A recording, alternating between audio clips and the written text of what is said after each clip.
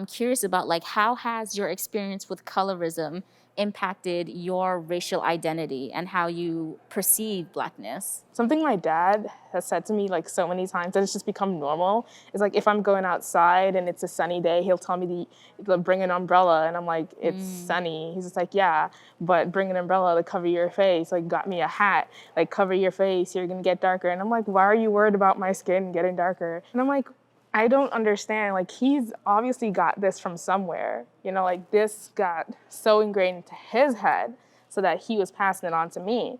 And so I refuse to pass it on to my future. I have a little brother, he's 7 years old. And if you ask him, if you show him a picture of a darker skinned girl and you ask him if she's pretty, he'll say no.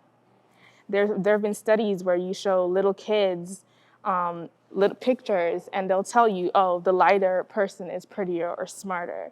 And they'll say everything that's the opposite or negative about the darker skinned person.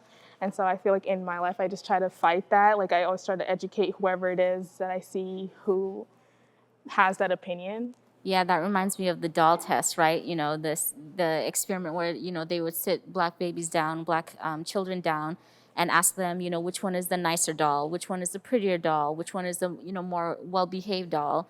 And overwhelmingly, most of the children were selecting, you know, all of the positive attributes to the light-skinned doll and all of the negative attributes to the dark-skinned doll. And, you know, that was heart-wrenching in itself. But then when they asked, like, some of these kids, who do you look like the most? Some of them pointed to the dark-skinned doll, right? And then there was a moment, there was a silence, right? And, like, I feel like it was, like, sinking in. It's just like, well, I'm the less prettier one. I'm not the smarter. You know what I mean? All of those things.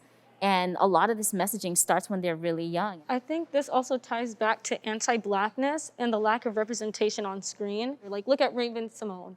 And she grows older and she had to straighten her hair constantly, straighten. And I think that's what we really perceive, like a lot of people perceive as being better. But why? That's the thing. We have to really figure out why is it such an issue in a bunch of communities, but specifically our own, when we know that we are being put down a lot. So why are we adding on to the problem by putting down our own as well? That's like twice being put down.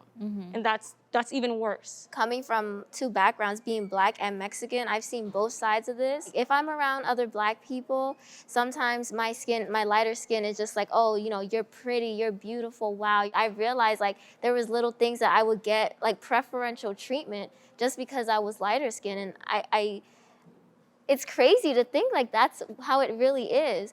But then when I hang out with my Mexican family, it's like, oh, Liv, she's La Negra. And my grandpa used to call that to my mom and me, Las Negras, which means like the Black ones, like the darker skinned ones. And that's like our nickname, and it kind of stuck because out of all of my Mexican family, we're on the darker side. I've seen both ends of this like colorism spectrum. I kind of feel the same thing. Like I'm in a mixed family and I was adopted as well. So I kind of have this weird disconnect. I'm always like called beautiful and pretty. And I think that's mostly like that ingrained like colorism that no one really speaks about.